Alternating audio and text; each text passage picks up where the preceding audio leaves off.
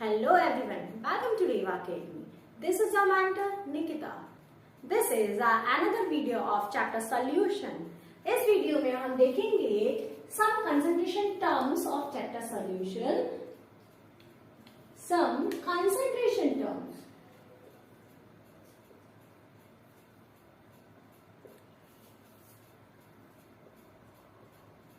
इस पूरे चैप्टर में यूज होने वाली कुछ कंसंट्रेशन टर्म्स के बारे में हम डिस्कस करेंगे, जिनमें से फर्स्ट है बेटा मास percentage, mass by mass percentage, ठीक है।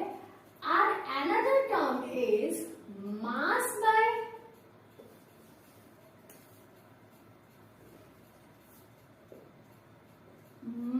Bye volume percentage, and third term is volume by volume percentage. हमें बहुत सारे टर्म्स देखना है, पर इनको मैं कंपैरेटिव बताना चाहती हूँ बिकॉज तीनों लगभग सिमिलर है, ठीक है। तो मास बाय मास परसेंटेज का फॉर्मूला होता है mass of solute upon total mass of solution into 100, ठीक है। और इसको डिनोट करते हैं m by m परसेंटेज और समटाइम इसको w by w परसेंट भी लिखते हैं, both are similar, okay clear. अब हम आते हैं इसमें मास बाय वॉल्यूम में। अब ध्यान से देखिए, न्यूमरेटर साइड पे मास आएगा और डिनोमिनेटर साइड पे वॉल्यूम आएगा, तो इसका फॉर्मूला क्या होगा, इसको हम w by v परसेंट से डिनोट कर सकते हैं। मास ऑफ सल्यूट, ये क्या होगा, mass of solute upon volume of what, volume of solution into 100। एक बात समझने वाली ये है कि हमेशा हमें देखना है न्यूमरेटर साइड पे सॉल्यूट आएगा और डिनोमिनेटर साइड पे solute plus solvent, that means solution, ठीक है। अब वॉल्यूम बाय वॉल्यूम परसेंटेज क्या होगा, v बाय v परसेंटेज। अब इसका फॉर्मूला क्या होगा, volume of solute upon volume of solution into 100, ठीक है। तीनों टर्म क्लियर हो गए। ये तीन टर्म बहुत सिंपल थे। अब आगे के फोर्थ टर्म को देखते हैं हम, जो कि है नंबर ऑफ मोल्स, और इसको बेटा डिनोट करते हैं n से। अब देखते हैं पहले, तो ये तीनों टर्म जो होते हैं ना यूनिटलेस होते हैं, क्योंकि कोई यूनिट तो होगी नहीं। अब यहाँ पे देखिए सॉल्यूट है, इसका मास और अपॉन मास, तो मास और मास तो कैंसिल आउट हो जाएंगे, ऐसे बाकी की भी कोई यूनिट नहीं होती है, क्लियर है। चलिए अब हम आगे बढ़ते हैं, नंबर ऑफ मोल देखते हैं। नंबर ऑफ मोल्स को डिनोट करते हैं स्मॉल n से। इसकी यूनिट जो होती है ना, इसकी यूनिट होती है MOL, not MOLE, it is MOL मोल, ठीक है। अब इसका फॉर्मूला देखते हैं। इसका फॉर्मूला होता है गिवन मास अपॉन मोलर मास। ये है given mass of substance or component upon molar mass of substance, ठीक है।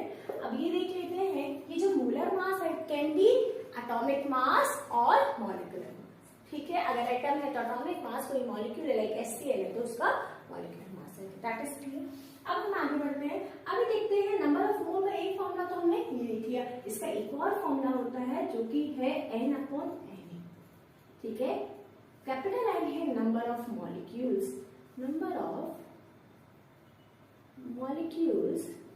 अपॉन एवोगैड्रो नंबर, ठीक है। Number of molecules upon Avogadro number. ध्यान से देखिए, what is the value of Avogadro number, 6.023 into 10 to the power 23। Actually होता है ये 6.022, बट इसको हम इक्वलाइज करने के लिए, सिंपल बनाने के लिए लिख देते हैं 6.023 into 10 to the power 23।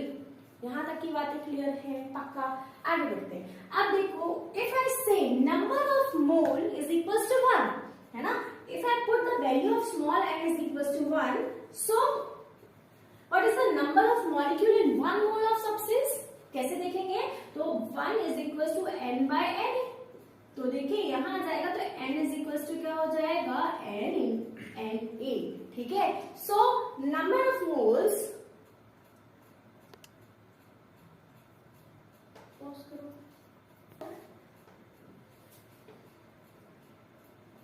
if we put value of n is equals to 1 है ना, if we put the value of is equals to 1 तो n की वैल्यू 1, दैट मींस अगर कोई कंपाउंड है दैट इज 1, कंफ्यूज हो गया थोड़ा, फिर से बोल देते हैं start. if we put the value of n is equals to 1, ठीक है, if I take the content or compound जिसका मोल है 1, ठीक है, अगर 1 मोल ऑफ कंपाउंड हम लेते हैं then the number of molecule is equals to n, है ना। कैसे, अगर हम यहाँ पे वैल्यू रख देते हैं n की 1 तो क्या हो जाएगा 1 इज इक्वल्स टू n बाय na और ये n हो जाएगा na। Clear that thing. तो for 1 mole of any substance, कोई भी सब्सटेंस हो, चाहे वो क्लोरीन हो, नाइट्रोजन हो, HCl हो, सल्फर डाइऑक्साइड हो, एनीथिंग एल्स, कुछ भी हो, अगर वो 1 मोल ऑफ सब्सटेंस है तो नंबर ऑफ मॉलिक्यूल क्या हो जाएगा एवोगैड्रो नंबर के इक्वल। That's clear. ठीक है, अब हम नया कंसंट्रेशन टर्म की तरफ पहुंचते हैं। Now our fifth term is mole fraction. अभी हमने 4 टर्म्स देखे, mass by mass percentage, mass by volume percentage and volume by volume percentage. Then हमने देखा नंबर ऑफ मोल्स। अब हम देखेंगे मोल फ्रैक्शन। देखिए नंबर ऑफ मोल की यूनिट थी मोल, बाकी तीनों टर्म की कोई यूनिट नहीं थी। ऐसे ही मोल फ्रैक्शन की भी कोई यूनिट नहीं है और उसको हम डिनोट करते हैं x से। ये यूनिट लेस क्वांटिटी है। ये कैसी क्वांटिटी है बेटा, यूनिट लेस क्वांटिटी। ठीक है, दैट इज क्लियर। अब देखते हैं एक बार, mole fraction denoted by x और इसका फॉर्मूला होता है number of moles of component upon total number of moles of all components। ठीक है, देखते हैं।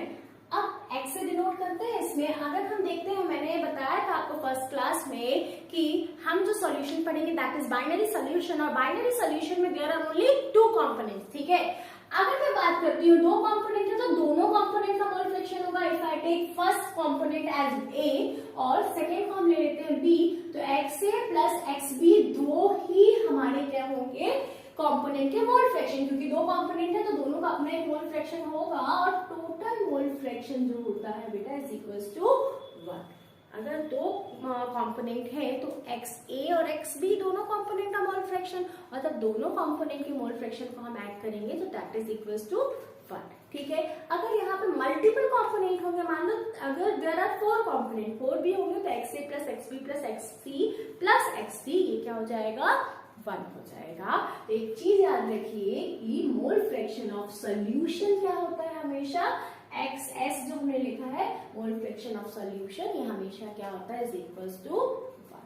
ठीक है, और ये फॉर्मूला हम देखते हैं, किसी भी कंपोनेंट का मोल फ्रैक्शन इक्वल होता है number of mole of particular component. जिस कंपोनेंट का मोल फ्रैक्शन हमें देखना है उसको हम न्यूमरेटर साइड में रखते हैं और डिनोमिनेटर साइड में ऑल कंपोनेंट्स के नंबर ऑफ मोल का सम रखते हैं।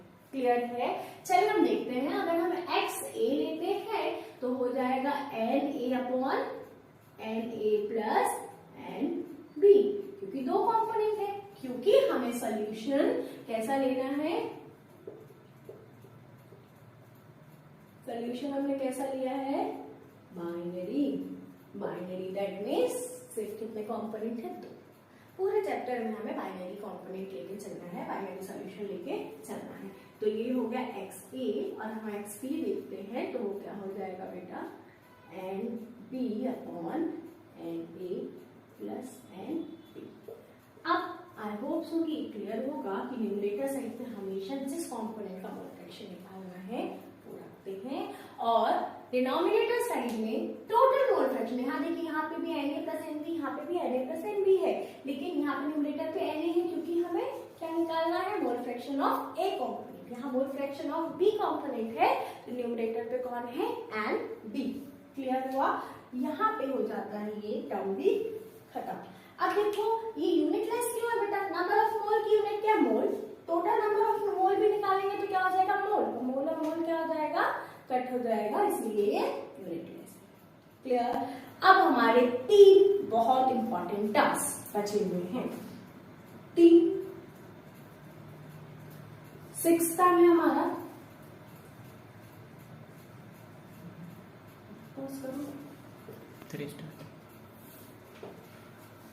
अब यहाँ पे हमारा मोड फ्रैक्शन हुआ खत्म। अब हम देखेंगे हमारे नेक्स्ट 5 टर्म्स। हमारे 5 टर्म और बचे हुए जिसमें से 6 टर्म है हमारा मोलैरिटी। क्या है? मोलैरिटी। ठीक है, मोलैरिटी देन मोलैलिटी। प्रॉब्लम हो जाएगी क्योंकि यहाँ पे विजिबल नहीं होगा, तो मैं रफ कर देती हूँ। नेक्स्ट टर्म है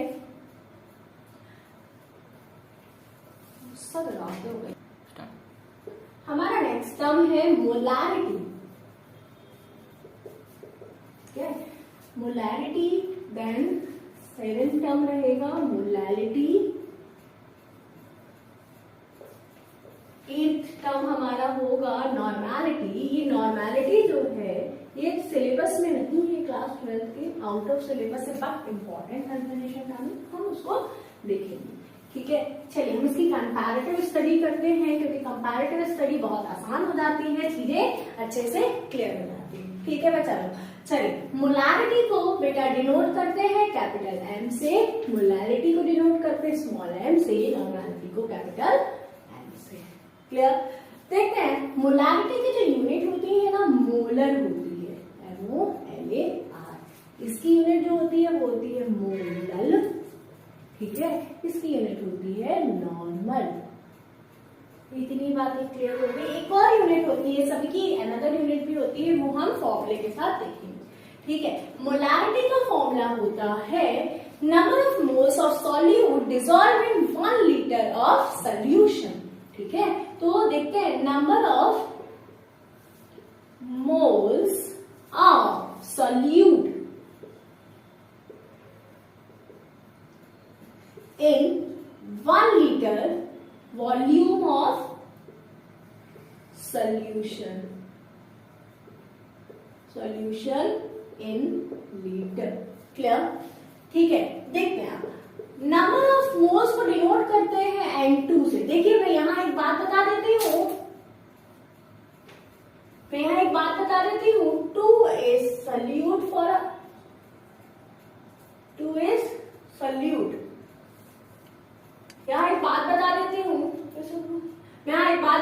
हूँ, 2 is solute and 1 is solvent। Clear? 2 is solute, तो number of moles of solute n के पास 2 जो लिखा है वो ये बता रहा है कि वो solute के नंबर ऑफ मोल्स है। ठीक है, अपॉन वॉल्यूम ऑफ सोल्यूशन, इसीलिए मैं यहाँ पे कोई भी नंबर नहीं लिख रही है, बिकॉज ये किसका है? सोल्यूशन का वॉल्यूम है। ठीक है, इन लीटर। ये होगा हमारा मोलैरिटी का फॉर्मूला। अब देखिए number of moles N2 upon V। If I take volume in ml, तो हमें क्या करना पड़ेगा यहाँ पे? Multiply by 1000। क्लियर? ये हो गया हमारा मोलैरिटी का फॉर्मूला। और नंबर ऑफ मोल का फॉर्मूला क्या होता है? गिवन मास अपॉन मोलर मास। अभी हमने देखा, बिकॉज ये क्या है? Number of moles of solute, तो यहाँ पे क्या हो जाएगा? W2 upon M2। ठीक है, into V in ml, volume in ml, यहाँ पे इंटू 1000। ये हमारा डिस्क्रिप्टिव फॉर्मूला है। क्लियर है?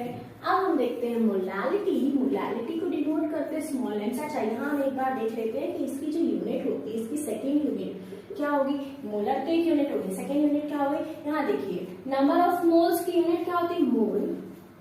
ठीक है, लीटर मोल पर लीटर। क्लियर? अब हम देखते हैं मोलैलिटी क्या होता है? इसका डेफिनेशन होती है number of moles of solute dissolve in 1 kg of solvent. यहाँ देखिए dissolve in 1 litre of solution, यहाँ पे 1 kg ऑफ व्हाट? सॉल्वेंट। ठीक है, तो देखते हैं number of moles of solute, what? Solute in 1 kg of solvent. That means mass of solvent. Clear? कौन सा मास? Given mass. क्लियर? अब देखते हैं सॉल्वेंट का मास किसमें है बेटा? केजी में है. देखिए number of moles again solute के हैं तो N2. Given mass of what? Solvent. Solvent के लिए हमें क्या लेना है? 1. तो गिवन मास को किससे डिनोट करते हैं? W1 इन केजी. ये छोटा सा फॉर्मूला हो गया मोलारिटी का. क्लियर? अब देखिए इसको और सिंप्लीफाई करते हैं तो W2 upon M2. If I take given mass of solvent in gram, अगर मैं इसको ग्राम में लेती हूँ तो यहाँ पे हमें मल्टीप्लाई बाय 1000 करना होगा और ये बन जाएगा हमारा फॉर्मूला, कंप्लीट फॉर्मूला. क्लियर है? अनदर यूनिट देखते हैं इसकी तो क्या हो जाएगी बेटा? नंबर ऑफ मोल्स की यूनिट है मोल पर केजी. क्लियर? अब देखते हैं नॉर्मलिटी. नॉर्मलिटी का एक बहुत सिंपल सा फॉर्मूला, एक ट्रिक मैं आपको बता देती हूँ लर्न करने की. एक्चुअली इसकी डेफिनेशन तो होती है number of gram equivalent. Normality की डेफिनेशन होती है number of gram equivalent of solute dissolve in 1 litre of solution. देखिए कुछ सिंपल सी बात है. कुछ चीजें देखिए सेम है मोलारिटी के साथ. वॉल्यूम ऑफ सोल्यूशन है कि नहीं? Number of gram equivalents of solvent बस सॉल्यूट बस चेंज हुआ है. क्या चेंज हुआ है? Number of gram equivalent of solute. बाकी नीचे वॉल्यूम ऑफ सॉल्यूशन तो सेम है. दैट मीन्स ये कहीं ना कहीं रिलेट कर रहा है किससे? मोलारिटी से. ठीक है? अब देखते हैं कैसे रिलेट कर रहा है. एक रिलेशन देखते हैं. इसका एक फॉर्मूला होता है बेटा माइकल जैक्सन. आप इसको ऐसे लर्न कर सकते हो, ऐसे बहुत इजी वे में इसको याद रख सकते हो. ठीक है? माइकल जैक्सन कैसे? बहुत ध्यान से देखिए. इससे ये फॉर्मूला मैं बना के दिखाती हूँ. माइकल जैक्सन में ये है बेटा मोलारिटी. ठीक है? लर्न करने का तरीका है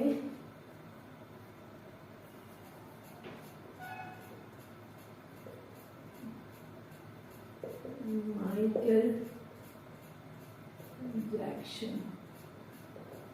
ठीक है? और ये जे फैक्टर.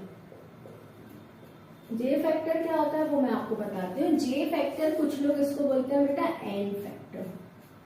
वो था सिमिलर, दोनों सेम है. जे फैक्टर एन फैक्टर क्या होता है वो हम अभी बताते हैं. पहले हम देखते हैं मोलारिटी. मोलारिटी क्या होता है? W2 upon M2. यहाँ पे into V volume in ml अगर लेंगे हम, और यहाँ पे हो जाएगा J इंटू 1000. ये है complete formula of normality. Clear है? अब देखते हैं. देखिए नॉर्मलिटी के लिए हमको कुछ अटक गई है.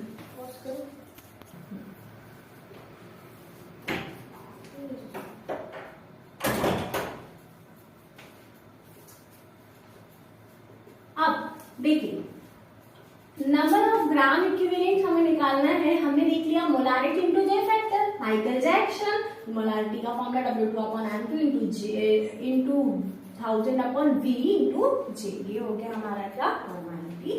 अब यहाँ हम इसको इस फॉर्मूले से हम वापस इस फॉर्मूले को बना के देखते हैं क्या ये मैच कर रहा है या नहीं. ठीक है? तो देखिए equivalent number of gram equivalent का फॉर्मूला क्या होता है? नंबर ऑफ ग्राम इक्विवेलेंट का फॉर्मूला होता है given mass of substance, given mass upon equivalent मास. समझ आया? गिवन मास अपॉन इक्विवेलेंट मास क्या जाएगा? Number of gram equivalent. अब ध्यान से देखिए गिवन मास तो हमारा है ही, सॉल्यूट की बात हो रही है तो W2. इक्विवेलेंट मास का फॉर्मूला क्या होता है वो देखिए. इक्विवेलेंट मास का फॉर्मूला होता है molar mass upon J factor. बहुत ध्यान से देखिए. अब सबको हम मिक्स करेंगे. इक्विवेलेंट मास का फॉर्मूला क्या था? Molar mass upon J factor. ध्यान से देखिए molar mass upon J factor. इसको हम किस में चेंज कर दें? Equivalent mass. इसको लिख देंगे इक्वी. ठीक है, तो ये हो जाएगा इक्विवेलेंट मास इनटू वॉल्यूम, यहाँ पे हो गया 1000। ये वाली बात समझ में आ गई क्या? तो ये हो गया फॉर्मूला किसका, नंबर ऑफ ग्राम इक्विवेलेंट का। कितना फॉर्मूला होगा ग्राम इक्विवेलेंट का, given mass of substance upon equivalent mass. Equivalent mass तो ये हो गया। अब देखिए ये पूरा जो टर्म है वो क्या हो गया हमारा, number of gram equivalent. Clear हो रहा है? तभी तो ये इक्विवेलेंट मास क्या हो गया हमारा, M2 into G। क्लियर है? तो यही तो होगा W2 अपॉन इक्विवेलेंट। क्लियर? ये पूरा टर्म क्या हो जाएगा हमारा, नंबर ऑफ ग्राम। क्लियर? इस पूरी की जगह पे हमने क्या लिख दिया, नंबर ऑफ ग्राम इक्विवेलेंट। इतना टर्म हमारा number of gram equivalent upon volume आ गया कि नहीं? क्लियर है? पक्का? तो ये फॉर्मूला कितना आसान है, माइकल जैक्सन। और ये वाला फॉर्मूले में हमें कितनी सारी चीजें याद रखी, नंबर ऑफ ग्राम इक्विवेलेंट को क्या देखना है, number of gram equivalent that means given mass upon equivalent mass. Number of gram equivalent का फॉर्मूला अगेन देखिए, given mass upon equivalent mass. अब इक्विवेलेंट मास का जो फॉर्मूला है, molar mass upon J factor. देखिए given mass upon molar mass upon J factor हो गया ना ये number of equivalent mass. Clear है? तो ये बन गया ये फॉर्मूला। तो वो था सेम, और देखिए ये वाला कितना आसान फॉर्मूला है। क्लियर? अब हमारे दो लास्ट कंसंट्रेशन टर्म्स बचे हुए हैं, देखते हैं। लास्ट दो टर्म्स बची हुई हैं, 9th एंड 10th। ठीक है, ये है ppm, पार्ट्स पर मिलियन। ये है ppb, पार्ट्स पर बिलियन। क्लियर? अब पार्ट्स पर मिलियन को देखो कैसे समझते हैं। पार्ट्स पर मिलियन का फॉर्मूला होता है बेटा, parts of component, parts of component upon total parts, total parts of all component in solution। Clear है?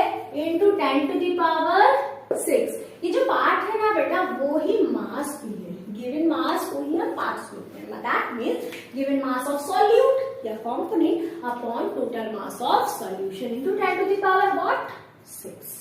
ये weight by weight, mass by mass percent की तरह ही है, बस यहाँ पे 100 की जगह क्या होता है 10 to the power 6, और यहाँ पे क्या होता है ppb। देखिए पार्ट्स, पार्ट्स और mass of what component, particular component upon total parts of all component into 10 to the power 9। Clear? ये दोनों भी कैसी यूनिट हैं, यूनिट लेस यूनिट्स हैं।